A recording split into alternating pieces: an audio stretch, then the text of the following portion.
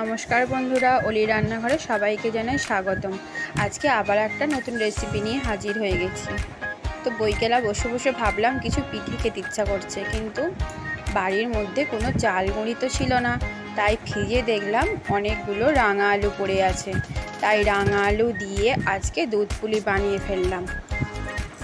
তো কিভাবে বানিয়েছি সেই রেসিপিটা একবার দেখে নিই, কিন্তু খেতে খুব ভালো হয়েছিল। তো সবার প্রথম রাঙা আলুগুলোকে খোসা ছাড়িয়ে পরিষ্কার করে ধুয়ে আমি প্রেসার কুকারে দুটো সিটি দিয়ে দিয়েছি, সেদ্ধ হয়ে গেছে। তো রাঙা আলুগুলো আমি গ্রেট করে নিচ্ছি, সেদ্ধ রাঙা আলুগুলো, যাতে না দানা দানা না থাকে, ভালো করে তারপরে মাখা যাবে। তো একটা একটা করে আমি সব কটা রাঙা আলুই গ্রেট করছি। দেখো গ্রেট করা হয়ে গেছে। এরপর আমি হাত দিয়ে ভালো করে মেখে নিচ্ছি।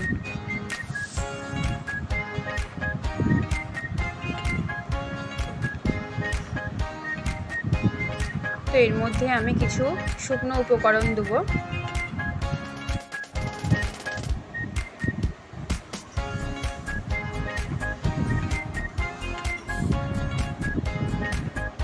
তো এখানে আমি হাফ চামচ বেকিং সোডা দিলাম, 4টে এলাচকে গুঁড়ো করে রেখেছিলাম সেটা দিলাম, 3 চামচ ময়দা দিচ্ছি। এবারে ভালো করে মিশিয়ে নিচ্ছি।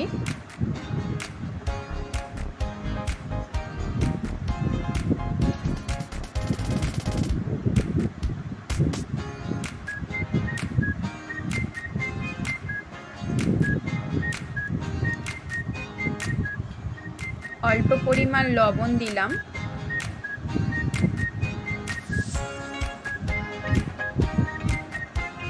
কালো জিরে দিলাম 1 চামচের মতো, ছোট চামচের 1 চামচ,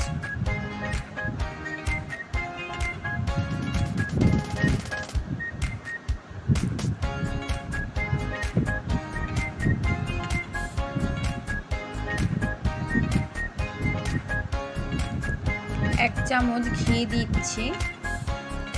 সমস্ত উপকরণকে ভালো করে এবারে মাখিয়ে নিচ্ছি।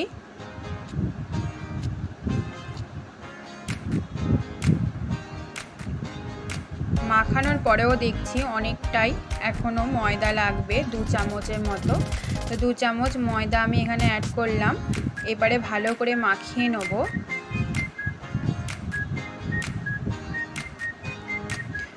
তো এবারে আমার ভালো রাঙা আলুর ডোটা রেডি হয়ে গেছে। দেখো আর হাতে জড়াচ্ছে না। একটা বাটির মধ্যে রেখে আমি ঢাকা দিচ্ছি 5 থেকে 10 মিনিটের মতো। তো এইদিকে আমি নারকেলের পুরটা বানিয়ে নিচ্ছি। কড়ায় অল্প পরিমাণ জল দিচ্ছি, গুড় রেখেছিলাম তো গুড়টা দিয়ে দিচ্ছি। শুধু যদি কড়ার মধ্যে গুড়টা দেওয়া হয় তাহলে লেগে যাওয়ার ভয় থাকে, তাই অল্প পরিমাণ জল দিয়ে আগে ফুটিয়ে নিতে হবে।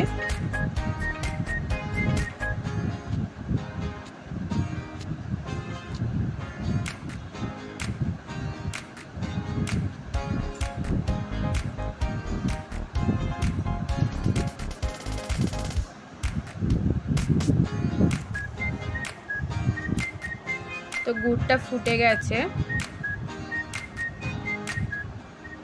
এই পর্যায়ে আমি এবারে নারকেলটা এখানে যোগ করে দেব। নারকেলটা দিয়ে ভালো করে মিশিয়ে নেব। 5 থেকে 10 মিনিট ভালো করে নাড়তে থাকবো, যাতে গুড়টা শুকনো হয়ে যায়।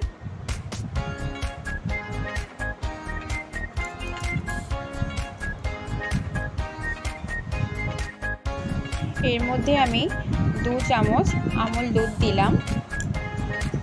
গুড় আর নারকেলের সঙ্গে ভালো করে মিশিয়ে নিচ্ছি। দুধটা দিলে নারকেলের পুরটার টেস্টটা আরও ভালো হয়। অনেকটাই শুকনো হয়ে গেছে, দেখো 5 মিনিট ধরে নাড়ছি, আর অল্প হবে।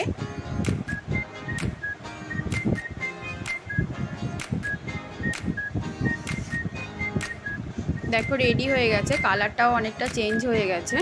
তো এবারে আমি পুরটা নামিয়ে ঠান্ডা করে নেব। অন্য একটা পাত্রের মধ্যে রেখে দিলাম পুরটা নামিয়ে। দেখো নাড়ুর মতন পাকানো যাচ্ছে, তাহলে রেডি হয়ে গেছে আমার পুরটা। এবার আমি বানিয়ে ফেলবো, ছোট ছোট পুরির মতন করে নেব। অল্প পরিমাণ ডো নিয়ে ভালো করে হাতে পিঠার মতন গোল গোল রাউন্ডের শেপ দিয়ে চ্যাপটা করে নিচ্ছি। মধ্যিখানে পুরগুলো দিয়ে ভালো করে মুড়ে নেব।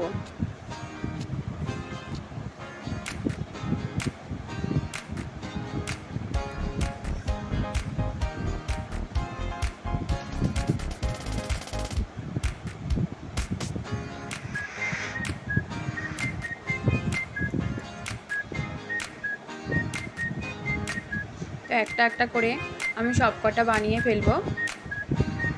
ঠিক এরকমই দেখতে হবে, দেখো পুরো পিঠার মতো দেখতে হয়েছে।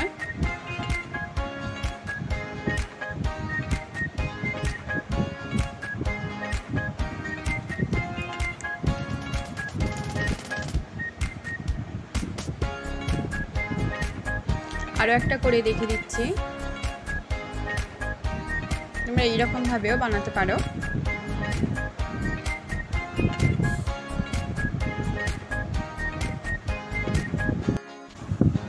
তো দুধ পুলি বানানোর জন্য আমি 500 দুধ নিয়েছি।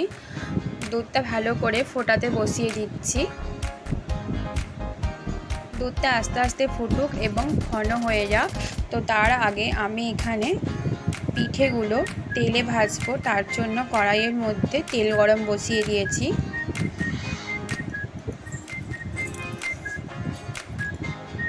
দুধটা কিন্তু ফুটতে আরম্ভ করে দিয়েছে। ওই দুধটার মধ্যে আমি চিনি দিচ্ছি, 3 থেকে 4 চামচ চিনি দিলাম। আর 3টে এলাচকে আমি ফাটিয়ে দিয়ে দিচ্ছি। দুধটা আস্তে আস্তে কিন্তু ফুটছে।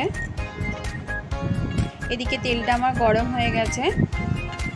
তো তেলের মধ্যে আমি একটা একটা করে পিঠে ছেড়ে দিচ্ছি ভাজার জন্য।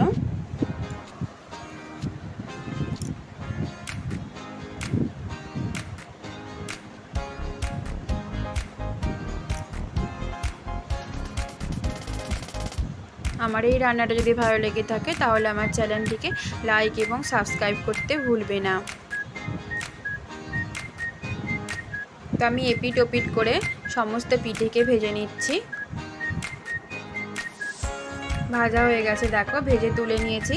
দুধটা অনেকটাই কম হয়ে গেছে, 10 মিনিট ধরে দুধটা ফুটছিল। ফুটে অনেকটাই ঘন হয়ে গেছে। তো এর মধ্যে আমি পিঠেগুলো দিয়ে দিচ্ছি। তারপরে আমি 5 মিনিট পর পিঠেগুলো রেডি হয়ে যাবে দুধ পুলি। দেখো আমার দুধ পুলি কিন্তু রেডি হয়ে গেছে। রাঙালু দিয়ে দুধ পুলি, দেখো কত সুন্দর হয়েছে।